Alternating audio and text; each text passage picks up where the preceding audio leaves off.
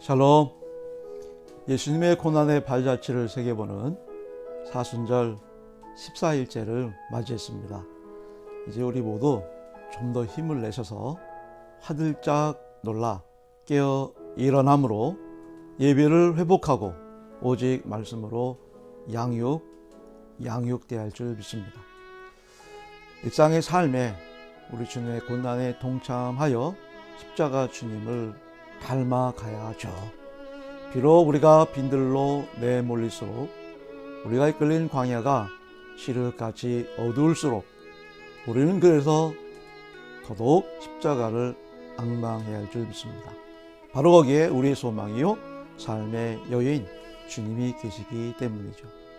오늘의 찬송은 294장을 부르시고 마태복음 20장 1절로 16절 말씀 함께 봉독해 올리겠습니다.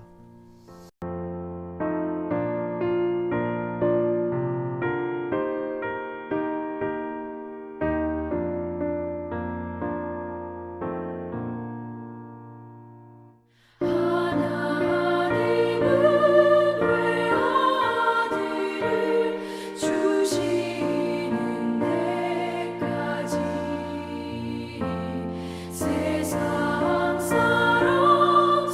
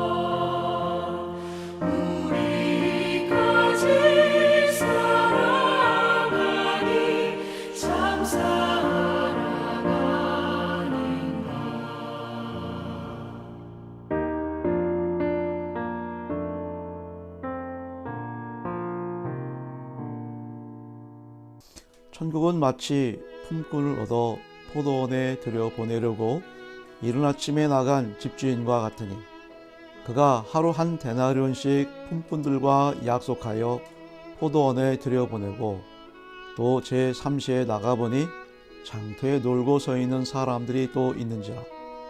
그들에게 이르되 너희도 포도원에 들어가라.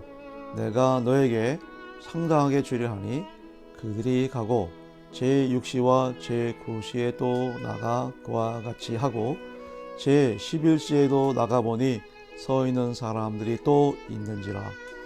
이르되 너희는 어찌하여 종일토록 놀고 여기 서 있느냐. 이르되 우리를 품꾼으로 쓰는 이가 없음이니이다. 이르되 너희도 포도원에 들어가라 하니라. 저물매 포도원 주인이 청지에게 이르되 품꾼들을 불러 나중 온 자로부터 시작하여 먼저 온 자까지 삭슬 주라니 제11시에 온 자들이 와서 한 데나리온씩을 받거늘 먼저 온 자들이 와서 더 받은 줄 알았더니 그들도 한 데나리온씩 받은지라. 받은 후 집주인을 원망하여 이르되 나중 온 이 사람들은 한 시간께 일하지 아니하였거늘 그들을 종일 수고하며 더위를 견딘 우리와 같게 하였나이다. 주인이 그 중에 한 사람에게 대답하여 이르되 친구여, 내가 내게 잘못한 것이 없노라. 내가 나와 한 데나리온의 약속을 하지 아니하였느냐? 내 것이나 가지고 가라. 나중 온 이 사람에게 너와 같이 주는 것이 내 뜻이니라. 내 것을 가지고 내 뜻대로 할 것이 아니냐?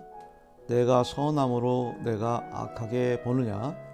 이와 같이 나중 된 자로서 먼저 되고 먼저 된 자로서 나중 되리라. 아멘.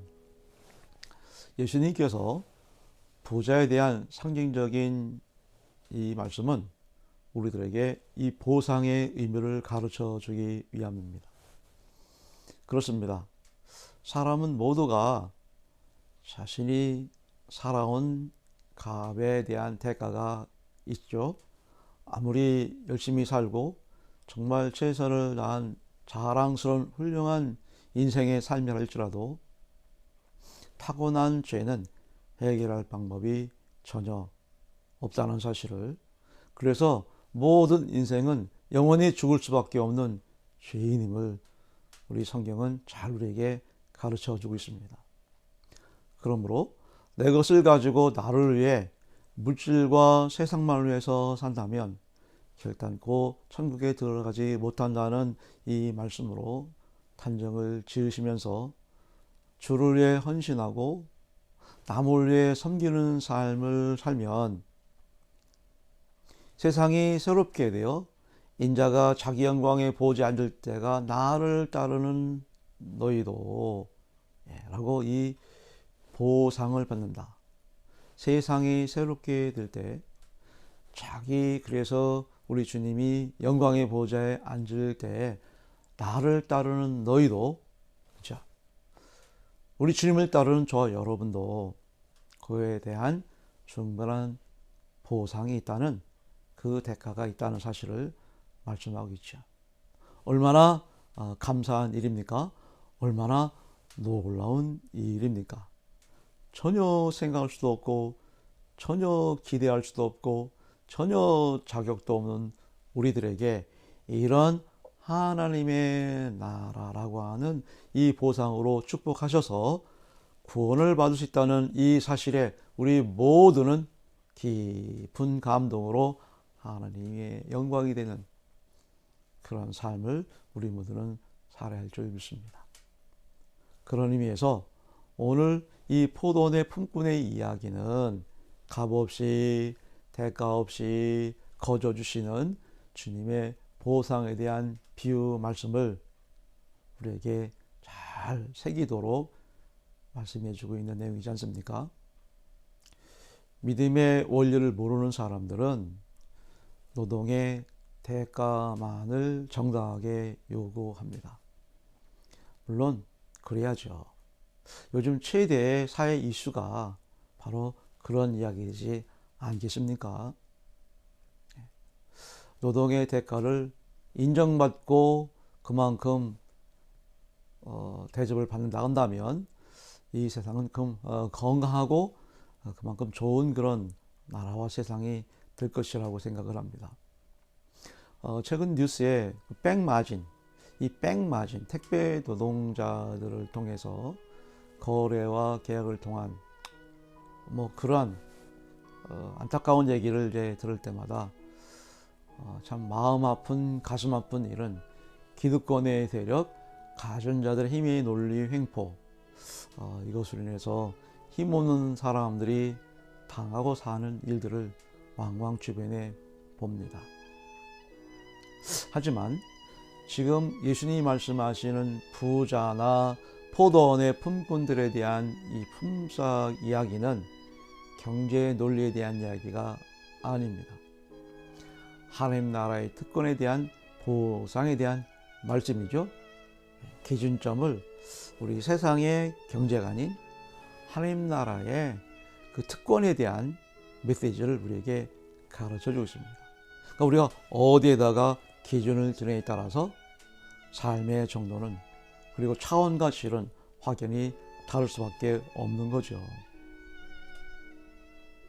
그러므로 우리는 바로 이런 논리와 원리로 살아가는 천국 백성이요 하나님의 자녀입니다. 아멘.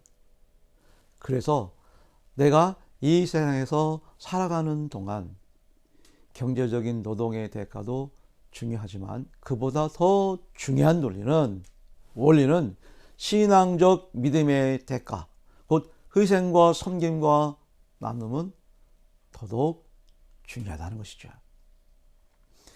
이른 아침에 일찍 일어난 부지런한 일꾼이 있고 제 3시에 좀 늦잠을 잤나 보죠. 제 3시에 간 일꾼도 있고 게으름을 피다 보니까 제 6시에 제 9시에 심지어는 하루 일과가 마무리되는 제 11시에 간 일꾼도 있어요. 근데 모두 동일하게 똑같은 품삯과 똑같은 보상을 주었다는 것은 한마디로 위대한 반전이다. 이 사실을 여러분들이 오늘 사순절 14일째를 맞이하면서 보상 그리고 위대한 반전 기억하시면서 또 기도하시면서 이 하루를 승리할 수 있는 복된 우리 모두 되기를 축원합니다. 감사합니다. 그러면 우리 14절로 16절을 다 같이 큰 목소리 읽고 기도하는 시간 되기를 바랍니다. 내 것이나 가지고 가라. 나중 온 이 사람에게 너와 같이 주는 것이 내 뜻이니라. 내 것을 가지고 내 뜻대로 할 것이 아니냐? 내가 선함으로 내가 악하게 보느냐? 이와 같이 나중된 자로서 먼저 되고 먼저 된 자로서 나중되리라.